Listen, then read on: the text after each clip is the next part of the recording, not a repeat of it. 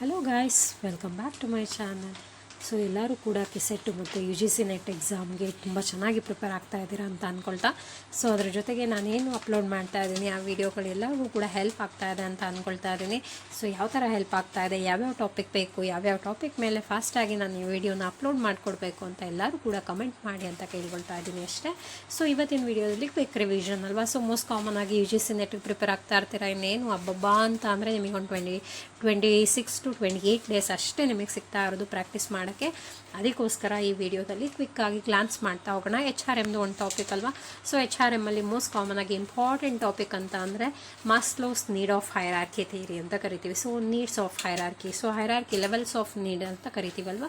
So 5 ಲೆವೆಲ್ನ ಏನು ಮಾಡಿದ್ದಾರೆ Abraham Maslow ಅವರು ಅನೌನ್ಸ್ ಮಾಡ್ತಾ ಹೋಗಿದ್ದಾರೆ, ಡಿಕ್ಲೇರ್ ಮಾಡ್ತಾ ಹೋಗಿದ್ದಾರೆ. ಸೊ ಅವ್ರ ಥಿಯರಿಲಿ ಯಾವ್ಯಾವ ಲೆವೆಲ್ಸ್ ಬರುತ್ತೆ, ಲೆವೆಲ್ಸ್ ಆಫ್ ನೀಡ್ಸ್ ಯಾವ್ಯಾವ ಬರುತ್ತೆ ಅಂತ ಸ್ಪೀಡಾಗಿ ನೋಡ್ತಾ ಹೋಗೋಣ. ಸೊ 5 ಲೆವೆಲ್ಸ್ ಇದೆ. ಮೋಸ್ಟ್ ಕಾಮನ್ ಆಗಿ ಎಲ್ಲರಿಗೂ ಗೊತ್ತಿರಲೇಬೇಕು, ಆಲ್ಮೋಸ್ಟ್ ಆಗಿ ಎಲ್ಲರಿಗೂ ಗೊತ್ತಿರುತ್ತೆ ಕೂಡ. ಸೊ ಯಾವ್ಯಾವುದು 5 ನೀಡ್ಸ್ ಯಾವ್ಯಾವುದು ಅಂತ ಅಂದರೆ, ಫಸ್ಟ್ ಒಂದು ಫಿಸಿಯೋಲಾಜಿಕಲ್ ನೀಡ್ಸ್ ಅಂತ ಕರಿತೀವಿ. ಏನು ಫಿಸಿಯೋಲಾಜಿಕಲ್ ನೀಡ್ಸ್ ಅಂತ ಅಂದರೆ ಏನು, ಬೇಸಿಕ್ ನೀಡ್ಸ್ ಅಂತ ನೆನ್ಪಿಟ್ಕೋಬೇಕು. ಸೊ ಬೇಸಿಕ್ ನೀಡ್ಸ್ ಅಂತ ಅಂದರೆ ನಮಗೆ ಕಾಮನ್ ಆಗಿ ಬೇಕಲ್ವಾ.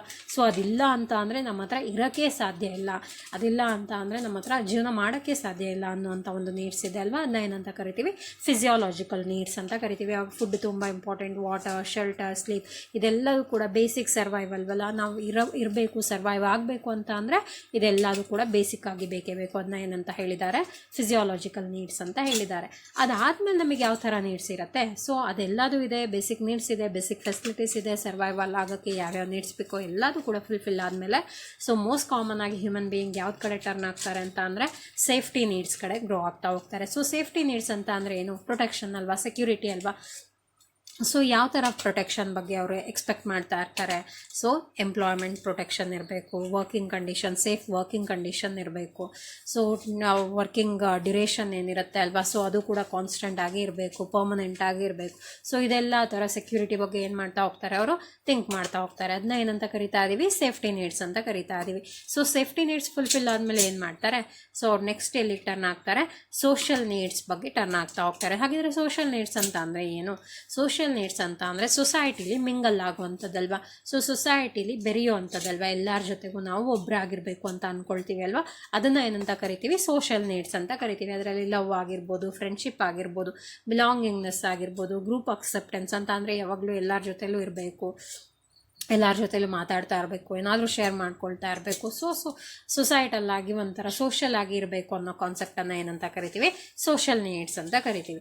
ಸೊ ನೆಕ್ಸ್ಟ್ ಇಲ್ಲಿ ಯಾವ ನೀಡ್ಸ್ ಇದೆ, ಫೋರ್ತ್ ಒನ್ ಅಂತ ಅಂದರೆ ಎಸ್ಟೀಮ್ ನೀಡ್ಸ್ ಅಂತ. ಎಸ್ಟೀಮ್ ನೀಡ್ಸ್ ಅಂತ ಅಂದರೆ ಇದೆಲ್ಲದು ಬೇಸಿಕ್ ನೀಡ್ಸ್ ಇದೆ ಅಲ್ವಾ, physiological needs, safety needs, social needs ಇವೆಲ್ಲ ಫುಲ್ಫಿಲ್ ಆದಮೇಲೆ ಸೊ ಮೋಸ್ಟ್ ಕಾಮನ್ ಆಗಿ ಹ್ಯೂಮನ್ ಬೀಯಿಂಗ್ ಯಾವ ನೀಡ್ಸ್ ಲೆವೆಲಿಗೆ ಹೋಗ್ತಾರೆ, ಎಸ್ಟೀಮ್ ನೀಡ್ಸ್ ಲೆವೆಲ್ಗೆ ಹೋಗ್ತಾರೆ ಅಂತ. ಸೊ ಎಸ್ಟೀಮ್ ನೀಡ್ಸ್ ಅಂತ ಅಂದರೆ ಏನು, ನಮ್ಮನ್ನು ಸೊಸೈಟಿ ಯಾರಾದರೂ ರೆಕಗ್ನೈಸ್ ಮಾಡಬೇಕು.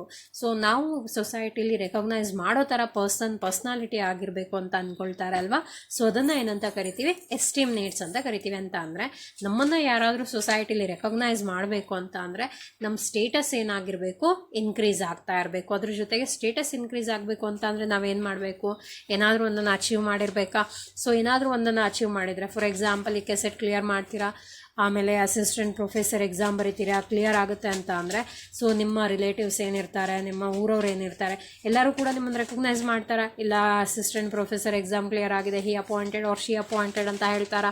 ಸೊ ಅದನ್ನು ಏನಂತ ಕರಿತೀವಿ, ಅಚೀವ್ಮೆಂಟಿಂದ ನಮಗೇನು ಬರ್ತಾ ಇದೆ, ಇಲ್ಲಿ ರೆಕಗ್ನೇಷನ್ ಬರ್ತಾ ಇದೆ ಅಲ್ವಾ. ಸೊ ಅದೆಲ್ಲ ಅದನ್ನು ಏನಂತ ಕರಿತೀವಿ ಅಂತ ಅಂದರೆ ಎಸ್ಟೀಮ್ ನೀಡ್ಸ್ ಅಂತ ಕರಿತೀವಿ. ಸೊ ಇದರಲ್ಲಿ ಕಾನ್ಫಿಡೆನ್ಸ್ ಇರುತ್ತೆ, ಸೆಲ್ಫ್ ರೆಸ್ಪೆಕ್ಟ್ ಕೂಡ ಇರುತ್ತೆ. ನಮ್ಮನ್ನು ನಾವೇನು ಮಾಡ್ತಾ ಇರ್ತೀವಿ, ರೆಸ್ಪೆಕ್ಟ್ ಮಾಡ್ಕೊಳ್ತಾ ಇರ್ತೀವಿ, ನಮ್ಮಲ್ಲಿರುವಂಥ ಟ್ಯಾಲೆಂಟನ್ನು, ನಮ್ಮಲ್ಲಿರುವಂಥ ಕಾನ್ಫಿಡೆನ್ಸನ್ನು. ಸೊ ಅದೆಲ್ಲದನ್ನು ಬಿಲ್ಡ್ ಮಾಡಿಕೊಂಡು ನಾವು ಯಾವ ಥ್ರೂ ಹೋಗ್ತಾ ಇರ್ತೀವಿ, ಏನಾದರೂ ಒಂದನ್ನು ಅಚೀವ್ ಮಾಡಿ ಸ್ಟೇಟಸನ್ನು ಬಿಲ್ಡ್ ಮಾಡ್ಕೊಳ್ಳೋಣ ಅನ್ನೋ ಒಂದು ಇದು ಕಾನ್ಸೆಪ್ಟಲ್ಲಿ ಹೋಗೋದೆ ಎಸ್ಟೀಮ್ ನೀಡ್ಸ್, ಸಿಂಪಲ್ ಆಗಿ ಹೇಳಿದ್ದೀನಿ.